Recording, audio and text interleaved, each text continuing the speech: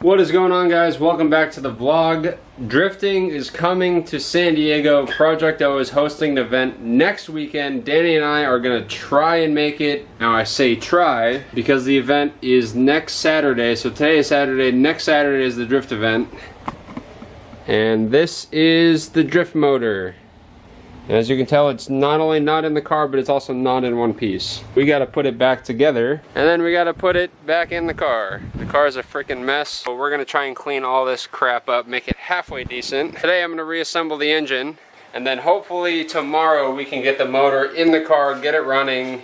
Then if we have to work after work on the weekdays, then we might just do that. I've got a new set of timing guides, brand new timing guides. So one of the things we found in the engine when we pulled it apart was the timing guides were completely shot.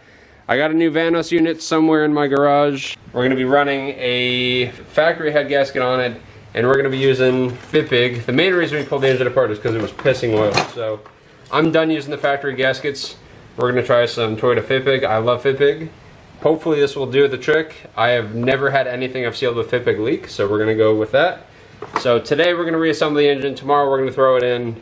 Hopefully it all works well, and hopefully next weekend we're drifting.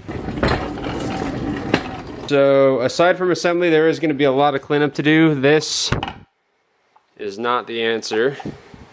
The inside of the seal looks pretty good, so I think we're going to run that. The inside actually looks pretty good too.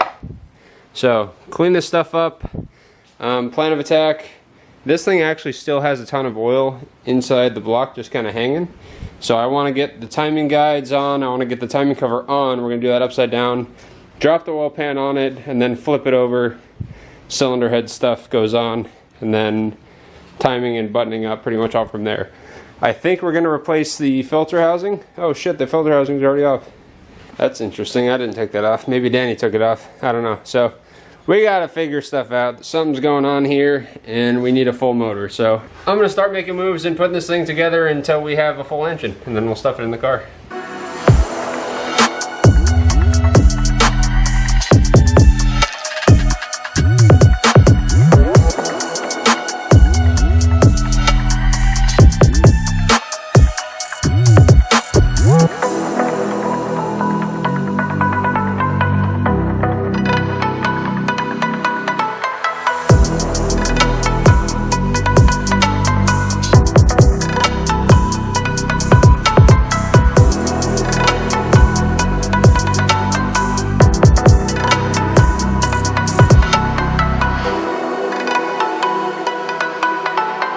So we got the timing cover installed and seated, and I wanted to take a quick second to talk to you guys about Fitbig, more specifically why I'm switching and why I am using it. A lot of people are probably going to cringe that I'm pretty much gluing all this shit together, but from what I found, a lot of people don't actually understand how an RTV, not so much an RTV, but a FIPG, form-in-place gasket, or Fitbig actually works.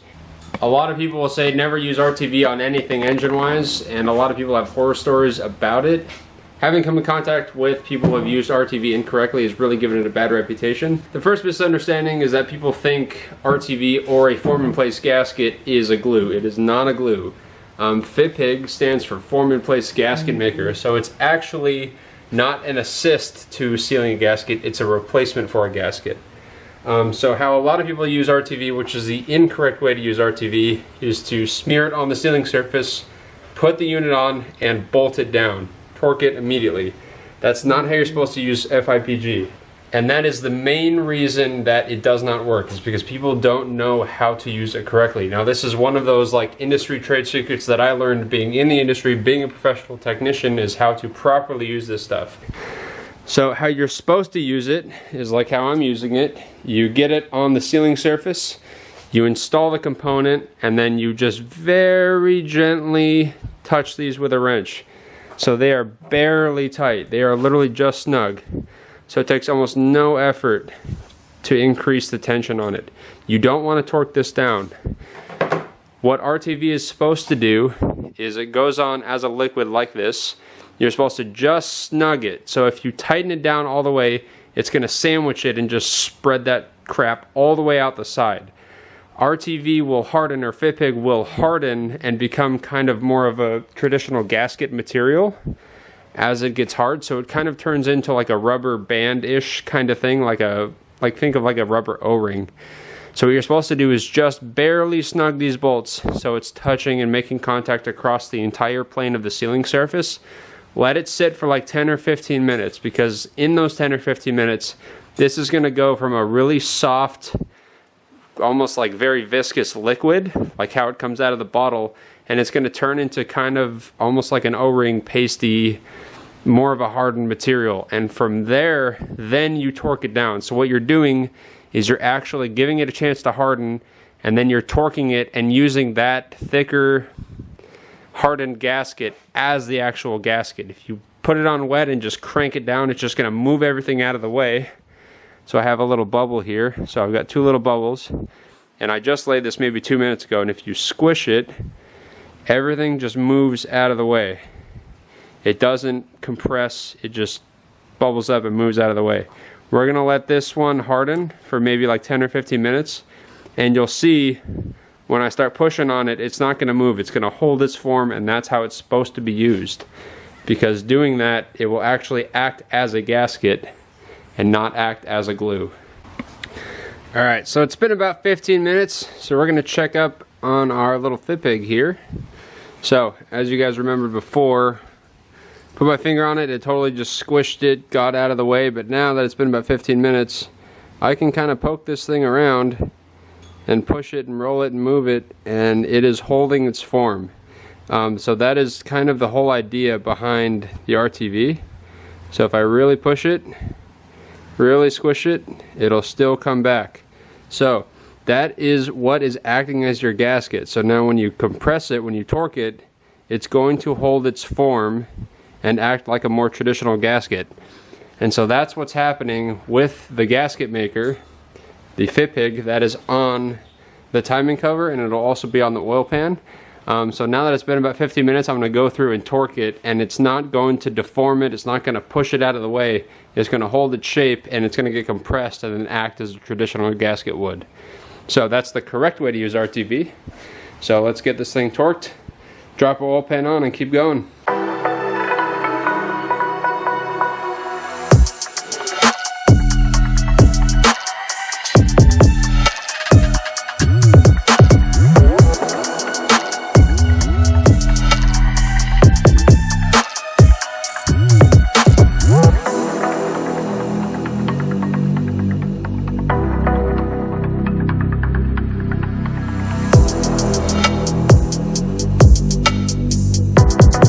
Alright, so we have a oil pan and timing cover on. I cleaned it off, kind of.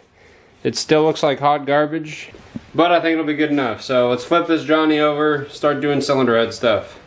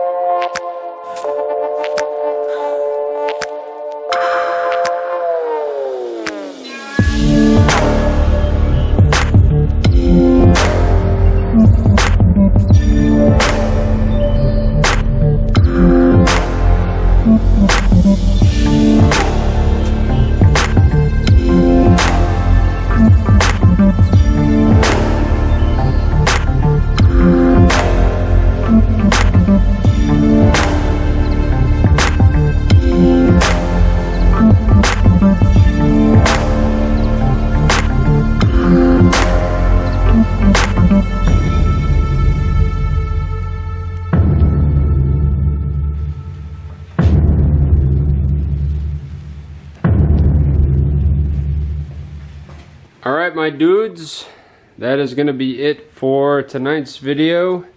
We got the Cheeto motor, semi-clean, hopefully not leaking. New Vanos unit on, because that other one was thrashed, a new used Vanos unit.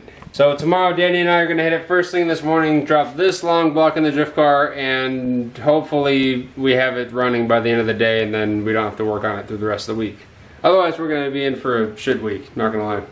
Either way, as always, thank you guys so much for watching. Keep it fresh, and I'll see you guys later.